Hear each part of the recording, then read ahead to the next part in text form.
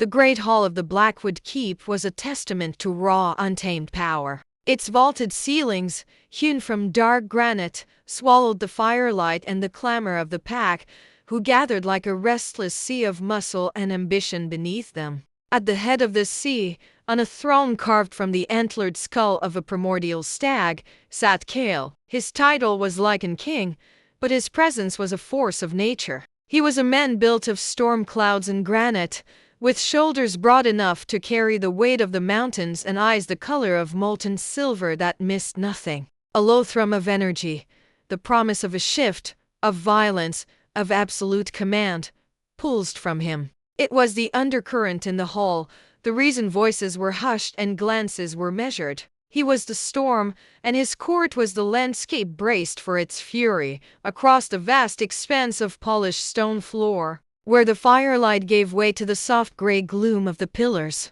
stood Lila. She was a study in opposites, a figure of such profound quietude she seemed to absorb the very sound around her. An omega in a world that valued the snarl of the alpha and the cunning of the beta, her designation was a mark of her place, but her silence was her own. It was not the deferential hush of a subordinate. It was the deep, resonant stillness of a forest pool, undisturbed and unknowable. While others sought the king's attention with bold words or challenging stares, she simply existed on the periphery, her hands, often stained with charcoal or earth, clasped gently before her. Her eyes, a shade of deep twilight, observed the pageantry of power with an unnerving clarity, seeing the cracks in the armor, the fleeting fear in a warrior's gaze, the silent prayers of the weary.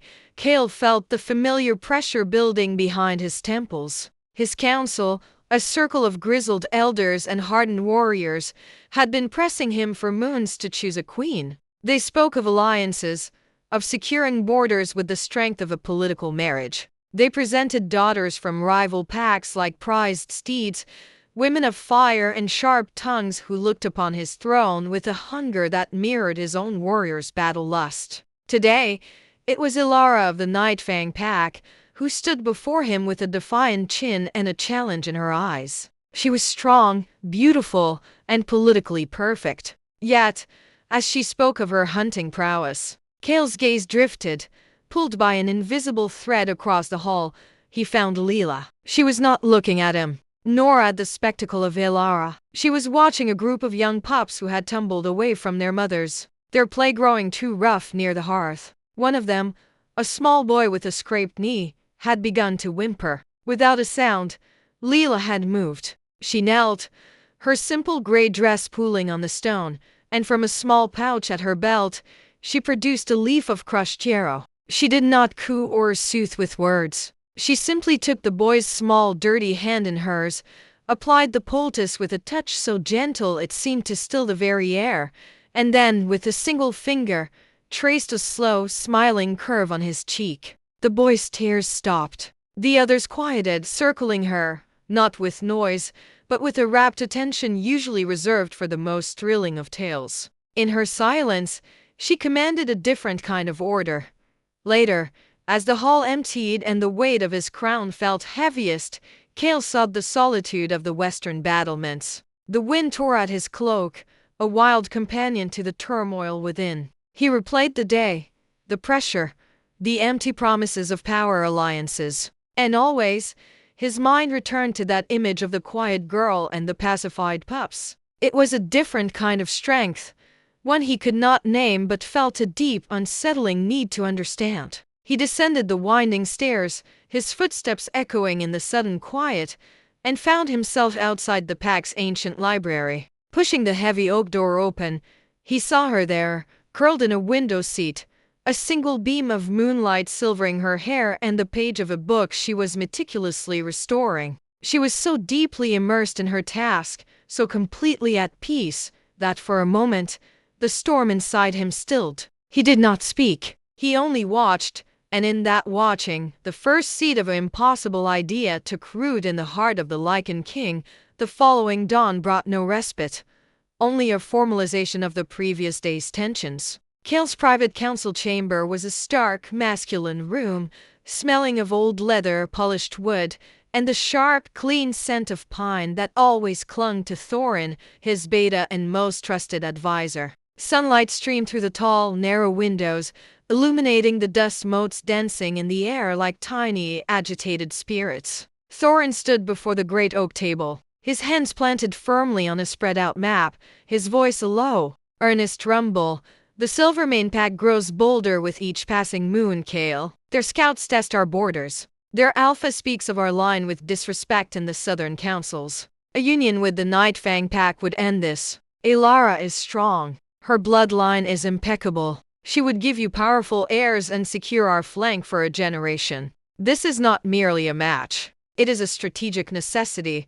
Thorin's words were logical, practical, and felt like chains tightening around Kael's chest. Kael leaned back in his chair, the ancient wood groaning in protest. He steepled his fingers, his gaze fixed not on the map, but on the way the light played across the surface of his untouched wine. You speak of her bloodline, her strength. You do not speak of her heart, Thorin. Does she care for the stability of this pack, or for the power a crown would grant her? Thorin's expression was one of pained patience. My king, with respect, queens are chosen for the strength they bring to the throne, not the tenderness they bring to the king's heart. Love is a luxury for commoners. For a Lycan King, alliance is everything. The words echoed the very philosophy that had governed his bloodline for centuries. Yet, they now rang hollow. Kael's mind drifted back to the library, to the sight of Lila's slender fingers carefully tending to a torn page, as if she were healing a wound. That was a different kind of strength, a nurturing, preserving strength his kingdom desperately needed and utterly lacked. Later that afternoon, under the guise of inspecting the keep's ancient archives, he found himself returning to the library. It was empty save for her. She was in the same window seat, but her sketchbook was now in her lap, her charcoal pencil moving in a soft, rhythmic whisper. She was so engrossed she did not hear his approach.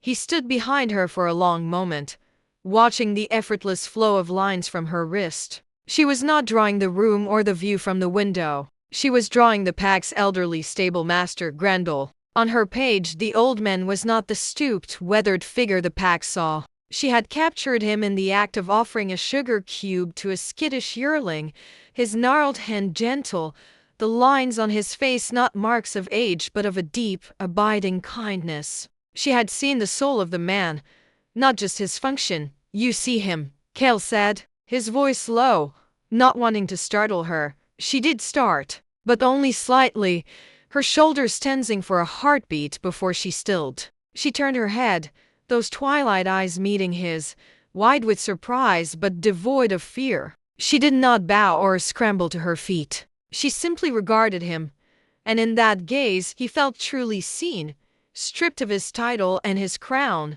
judged only as a man.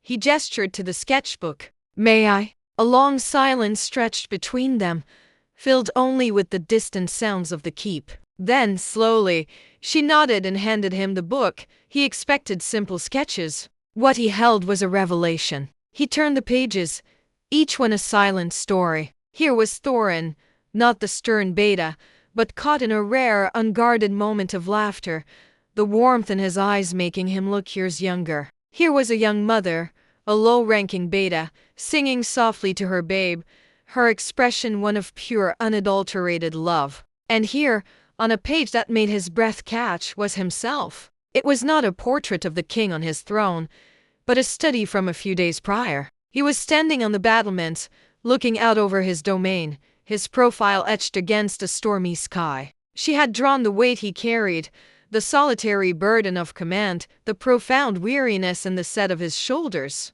She had seen the man beneath the mantle of power.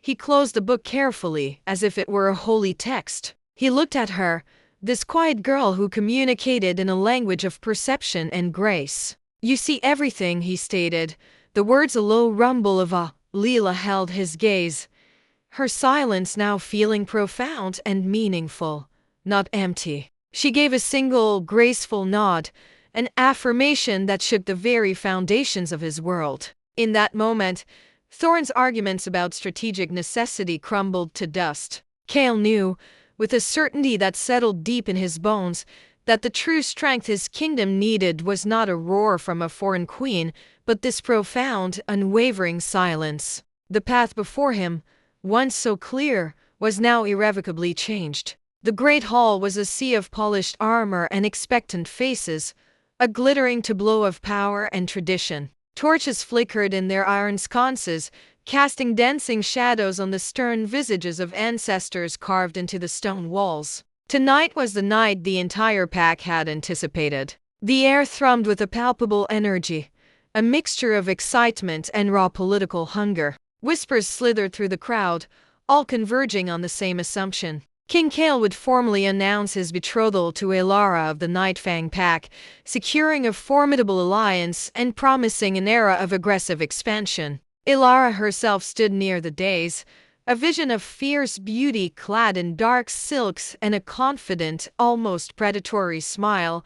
Kael sat upon the antlered throne, his expression an unreadable mask of regal composure. He felt the weight of centuries of tradition pressing down on him, the ghost of his father's expectations, the pragmatic voice of Thorin echoing in his mind. His beta stood to his right, a solid, approving presence, already looking upon the scene as a necessary political victory. The hall fell into a hush as Kael rose to his feet. His massive frame seemed to draw all the light and sound from the vast space. Every eye was fixed upon him, waiting for the words that would seal their future. He did not look toward Ilara. Instead, his molten silver gaze swept over his people, his pack, seeing them not as a unified whole but as a collection of individuals, each with their own fears and hopes, just as a certain sketchbook had revealed. For generations his voice boomed, resonating with a power that vibrated in the very stone. We have equated strength with the roar. We have measured power by the volume of a challenge. He paused, letting the silence deepen. We have forgotten that the mountain's strength lies in its silent endurance. The deepest roots make no sound as they anchor the great forest. The foundation of this keep does not shout of its strength, yet it has withstood 1,000 storms. A confused murmur rippled through the crowd. This was not a betrothal speech. Thorin's brow furrowed in consternation. Ilara's smile had frozen into a brittle mask. Our pack does not need more shouting, Kael continued, his voice dropping in volume yet gaining an even more penetrating intensity. It needs more seeing. It needs to remember that true strength is not only in the claw that strikes, but in the hand that heals. It is not only in the voice that commands, but in the heart that understands. He took a step down from the dais, and the crowd parted before him like a wave. We need a queen whose strength is not a mirror of our own battles, but a balm for them. A queen who sees this pack not as a means to power, but as its very purpose. He walked with a king's certainty, his path cutting directly through the heart of the stunned assembly. He did not stop until he stood before the pillar where Lila stood, as she always did, in the soft shadows. Her eyes were wide, her usual calm shattered into a mosaic of shock and disbelief. The pack held its collective breath, 1,000 minds struggling to comprehend the scene unfolding before them. Kael, the fearsome Lycan King, went down on one knee. The act was so profoundly humble, so utterly unprecedented, that a gasp tore through the hall. He looked up at Lila, his gaze fierce with devotion. He took her small, slender hand in his own, his calloused fingers enveloping hers with infinite gentleness. "Lila," he said, his voice now a soft rumble meant for her alone, yet carrying in the absolute silence. "You who speak the language of the heart, you who see the truth we are all too loud to hear, will you be my queen? Will you be the strength in my silence, the anchor in my storm?" Tears, bright and silent, traced paths down Lila's cheeks. The entire world had narrowed to this moment, to the feel of his hand around hers, to the profound sincerity in his eyes. She saw the king, the man, the future he was offering, a partnership built not on power, but on perception. She saw the end of her solitude and the beginning of a purpose greater than herself. She did not need words. Her answer was in the way her fingers tightened around his, in the radiant, tear-soaked smile that broke across her face like the dawn. She nodded, A single, definitive dip of her chin that sealed the fate of the kingdom. The silence that followed was heavier than any that had come before, a vacuum about to be filled with either acclamation or chaos. Kael rose, lifting their joined hands, presenting his quiet Omega to the pack as their future queen. The storm of reaction was yet to come, but in that suspended moment, a new definition of power was born in the great hall, written not in a roar, but in a silent promise. The profound silence that had greeted Lila's acceptance did not last. It shattered into 1,000 pieces, each one a sharp fragment of disbelief, outrage, and whispered venom. The great hall emptied not with celebration, but with a tense, hurried exodus, as if the very air had been poisoned. The Lycan King had not chosen a queen. He had, in the eyes of his court, committed a catastrophic folly, and the entire pack was now adrift in its unsettling aftermath. The following days were a masterclass in subtle hostility. Where Lila had once been invisible, she was now a focal point for every sidelong glance and carefully muffled comment. The courtiers, a pack within the pack whose survival depended on reading the winds of power, did not know how to navigate this unprecedented shift. Their currency was flattery and strategic alliance, languages Lila neither spoke nor understood. They called her the Silent Sphinx, or more cruelly, the Mute Monarch, viewing her quietude not as depth but as a vacancy, a hollow vessel for the king's inexplicable whim. Thorin confronted Kael in the training yard, the clang of steel on pels providing a percussive backdrop to his frustration. Kael, you must see the danger. The Silvermane wolves will see this as the ultimate weakness. They will think you are ruled by sentiment, that your judgment is compromised. This does not secure our future. It endangers it. His words were not those of a disloyal subject, but of a friend terrified for his king and his people. Kael drove his practiced sword into a wooden post with a final, resounding thud.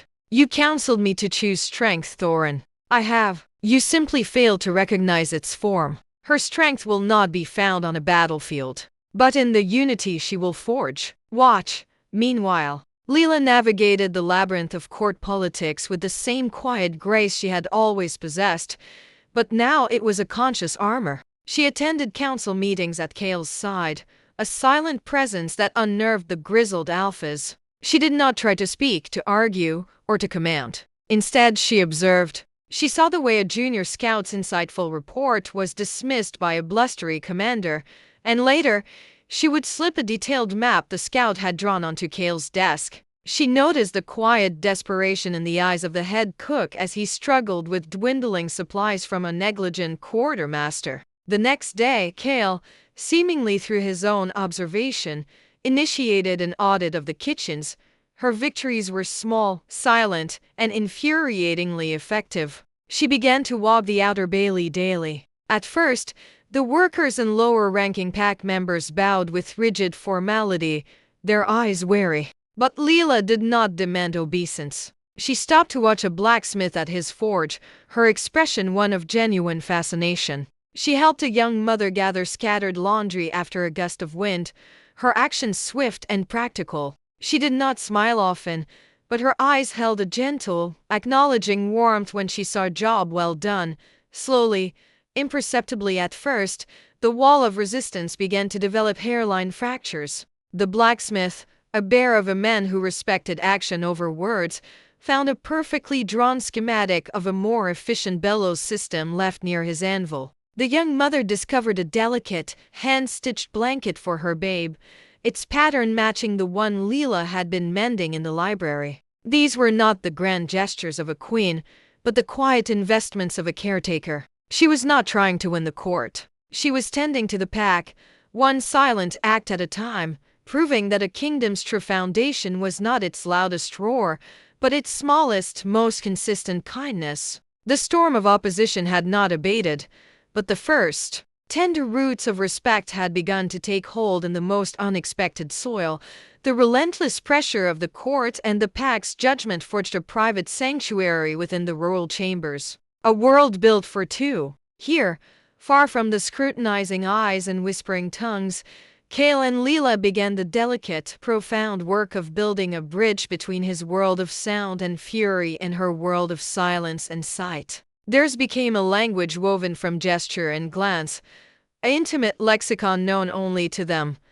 Kael learned to listen not with his ears, but with his entire being. He learned to read the subtle softening around Lila's eyes that meant contentment, the slight tightening of her lips that signaled concern. He discovered the meaning behind the way she would press her shoulder gently against his arm when she sensed the day's burdens weighing on him, a silent offer of support. In return, he filled the quiet spaces with the sound of his own heart, speaking to her of his fears for the pack, his frustrations with the council, his childhood memories of a father who ruled with an iron fist and never a kind word. He spoke more to her in those private hours than he had to any other soul in his lifetime, and she listened with her entire being, her stillness absorbing his turmoil, her calm presence a balm on his restless spirit. One evening, as a fire crackled in the hearth, he found her looking at him with a question in her gaze. She opened her sketchbook to a fresh page and began to draw.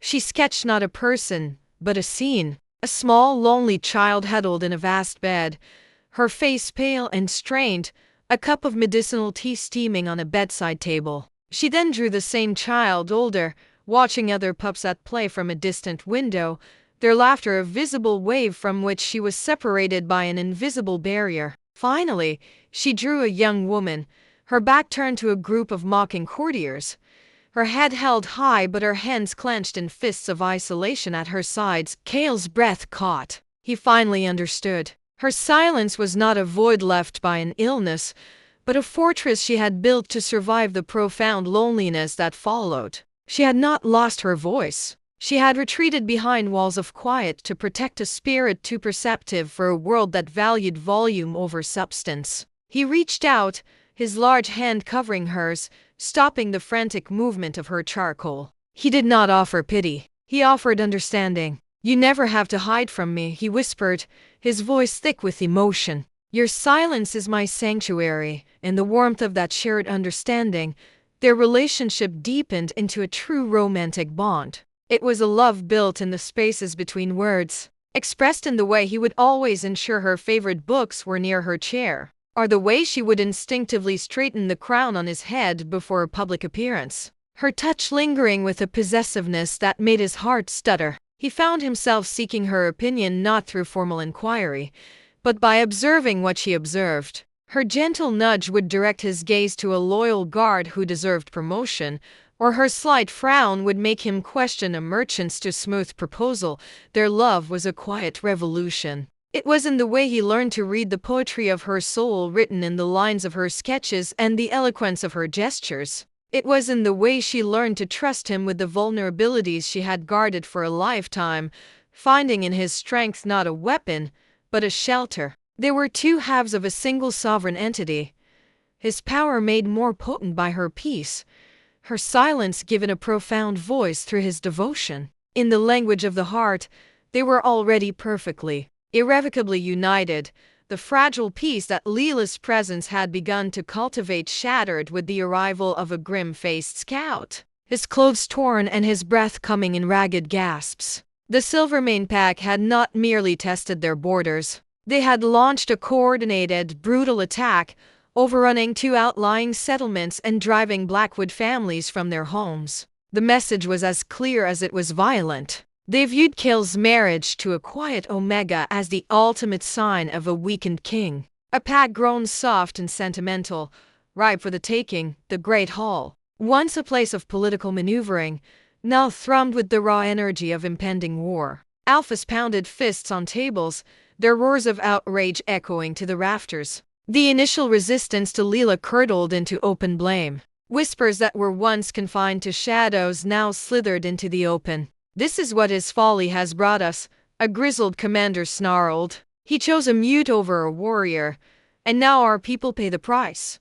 Thorin stood beside Kael, his face a mask of grim validation. "The challenge has been issued, my king. They must be met with overwhelming force. There is no other language they understand."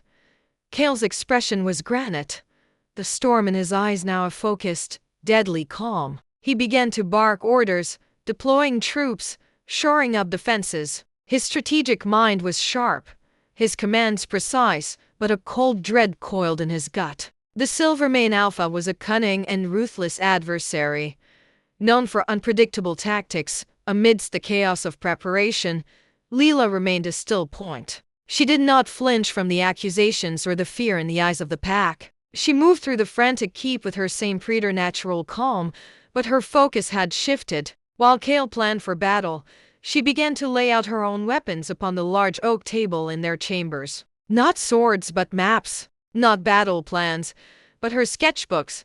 She summoned a young, bright-eyed scout who had often been overlooked by his superiors. With deliberate gestures, she prompted him to describe the terrain of the contested borderlands. As he spoke, her charcoal flew across a fresh page, not drawing the land as it was on official maps, but as the scout saw it. She illustrated hidden game trails wide enough for warriors to move unseen, boggy areas that would trap heavy infantry, and rocky outcrops that offered perfect vantage points. She was translating lived experience into tactical intelligence. Later, she brought a pair of elderly hunters before Kael. They were too old to fight, but they knew the seasonal patterns of the land better than any soldier. With Lila gently guiding their testimony, they revealed the location of a forgotten cave system that could serve as a concealed route behind the Silvermane lines. Kael looked from the hunters' earnest faces to Lila's detailed drawings, and a new, formidable strategy began to take shape in his mind. One born not from brute force alone, but from intimate knowledge. When the day of the battle arrived, Kael led his warriors from the front, a terrifying specter of Lycan fury. But as the forces clashed in the mist-shrouded valleys, it was Lila's quiet counsel that guided their movements. Her flanking maneuvers using the hidden trails, her positioning of archers on the rocky outcrops she had drawn, her warnings to avoid the deceptive bogs all proved devastatingly accurate. Back within the fortress, Lila did not hide in the royal chambers. She climbed the steps to the highest battlement, the wind whipping at her simple dress. She stood in clear view of the pack members who remained behind, the elderly, the mothers, the children. Her posture was straight, her hands resting calmly on the stone parapet. She did not brandish a weapon or shout encouragement. She simply stood, an unwavering silhouette against the troubled sky, a living symbol of resilience. Her profound stillness in the face of the distant sounds of battle became a different kind of strength for the pack to witness. They saw not a weak queen, but a steadfast one. The king fought with claw and fury on the field, but his queen held the heart of the kingdom steady upon the walls, and in that moment, they began to understand the true power of their union. The battle was won, but the true victory was forged in the days that followed. Kael's warriors returned to the keep bloodied but triumphant, their cheers echoing with a new, profound respect. They spoke not only of the king's ferocity, but of the cunning strategies that had flowed from the queen's quiet counsel. The hidden trails, the secured vantage points, the avoided ambushes. Each successful maneuver was a testament to Lila's unseen hand. The pack's perception, once fractured by doubt, now coalesced into a unified, awestruck understanding. Their queen's strength had not been absent. It had been lying in wait, a deep, strategic river flowing beneath the surface of their noisy prejudice. A grand celebration was convened in the great hall, a stark contrast to the tense assembly where Kael had made his shocking proposition. Now, the air was thick with the scent of roast meat and pine ale, alive with the music of laughter and shared relief. The pack, from the highest alpha to the most humble omega, mingled freely, their voices weaving a tapestry of gratitude and newfound loyalty. When Kael and Lila entered, a hush fell, but it was a silence of reverence, not of judgment. Kael led Lila to the center of the hall, his hand resting protectively over hers. His voice, when he spoke, was not a king's roar but a husband's proud declaration, carrying to every corner of the vast space. "You once questioned my choice," he began, his gaze sweeping over his people. "You saw a quiet omega where I saw a future queen. You believed her silence was emptiness, where I heard the wisdom of the deep earth. The recent conflict has shown you the truth her soul has whispered to mine all along. Our victory was not won by my claw alone, but by her vision. She is not my silent bride. She is my co-ruler, the architect of our salvation, and the heart that now beats in unison with this entire pack. He then turned fully to Lila, his expression softening into something infinitely tender. He stepped back, ceding the space to her, his faith in her absolute. All eyes turned to the queen. The pack watched, breath held, wondering if this was the moment she would finally break her lifelong silence. Lila did not open her mouth. She did not need to. She moved first to Thorin, the beta who had doubted her most fiercely. She placed a hand over her heart and then extended it to him, a graceful gesture of gratitude and forgiveness. Then she walked slowly through the crowd, her twilight eyes meeting those of the blacksmith, the young mother, the old hunters, the junior scout. To each, she offered a small, specific acknowledgement, a nod of thanks, a smile of shared memory, a hand gently laid on a shoulder. She did not address the multitude with a speech. She spoke to them as individuals, as the pack she had always observed and had now fought to protect. Her journey through the hall was a silent coronation, far more powerful than any oath. By the time she returned to Kael's side, there was not a single soul present who doubted her sovereignty. Lila turned to face her king, her partner, her love. She looked up at him, and in her eyes was a universe of devotion, understanding, and fierce, unbreakable commitment. She reached for his hands, and standing before the entire pack, she went onto her toes and pressed a single, soft, lingering kiss to his lips. It was not a gesture of passion, but of promise, a seal upon their bond, a testament to a love that had redefined strength and saved a kingdom. A roar of approval erupted then, not for a warrior king, but for the union itself. The sound was thunderous, joyful, and wholehearted. The Lycan King and his quiet Omega stood together, bathed in the adulation of their people, their reign beginning not in a clamor of war, but in the peaceful, enduring silence of hard-won respect and unconditional love. They had forged a new legend, proving that the deepest bonds are those felt in the heart, not heard by the ear. The end.